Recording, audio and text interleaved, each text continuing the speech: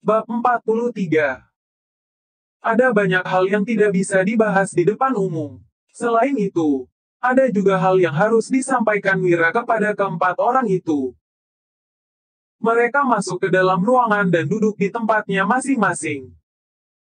Wira langsung berkata, "Paman Hasan, apakah ada orang yang bermalas-malasan dalam tim penangkap ikan?" Meskipun proses penangkapan ikan terpisah, tetapi metodenya sangat sederhana dan sangat mudah dipahami. Hasan menggelengkan kepala dan menjawab, "Tidak ada." Wira terkejut. Meskipun upah kerja tim penangkap ikan tidak tinggi, mereka bisa menjual ikan seberat 20 hingga 25 kg per hari. Jadi, mana ada penduduk desa yang tidak tergiur? Sony berkata sambil tersenyum, "Kak Wira, kamu sudah menjebloskan Budi ke dalam penjara. Ditambah lagi Danu dan Dodi yang begitu hebat. Meski semua orang tahu rahasia penangkapan ikan, tetap saja tidak akan ada yang berani mengundurkan diri dari tim. Siapa yang tidak takut akan ditahan untuk kerja paksa?" Petik 2. Hasan menambahkan, "Ada penguasa di pasar ikan di kabupaten. Warga desa kita terlalu alim. Mereka tidak berani berhadapan dengan orang-orang itu." "Oh, begitu ya." Wira tersenyum pahit dan menggelengkan kepalanya. Dia benar-benar tidak menyangka akan ada hal-hal seperti ini. Sony berbisik, "Kak Wira, para pemanah dan pasukan Jamadi ingin menjadi anak buahmu." Wira tersenyum dan menjawab, "Mereka merasa upah yang diberikan Jamadi kurang. Ya." Sony mengangguk, lalu melanjutkan, "Waktu itu kamu memberikan uang kepada Jamadi.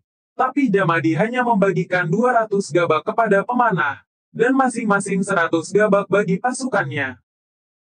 Wira hanya bisa terdiam. Dia tidak menyangka bahwa setelah Jamadi mendapat keuntungan sebanyak itu, tapi dia malah hanya memberi begitu sedikit kepada bawahannya.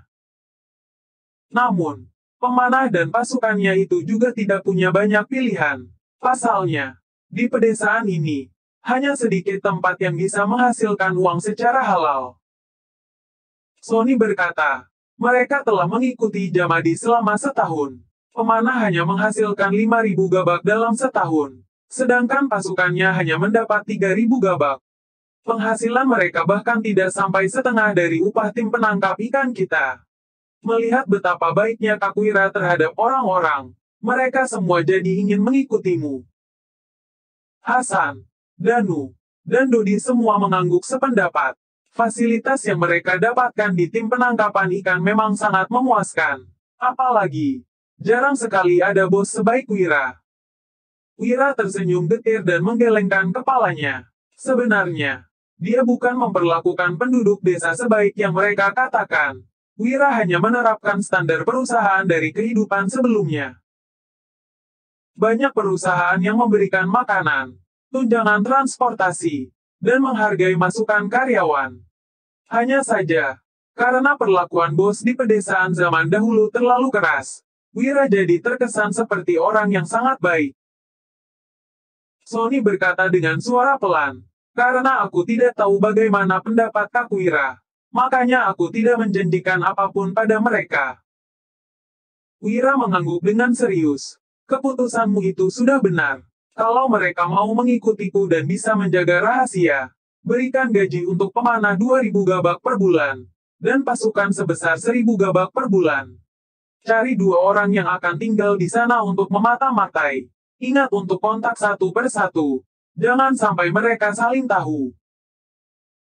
Dodi merasa tidak rela dan berkata, "Kalau begitu, kamu harus menghabiskan 3.000 gabak lagi tiap bulan. Apa gunanya menaruh mata-mata di sisi Jamadi? Dia hanya seorang pejabat kecil." Sony, Hasan, dan Danu juga mengangguk setuju. Setelah Budi masuk penjara, mereka tidak terlalu takut lagi pada pejabat-pejabat kecil seperti ini. Semakin banyak uang yang kita hasilkan, orang yang merasa iri juga akan semakin banyak. Jelas Wira kepada 4 orang itu sambil tersenyum.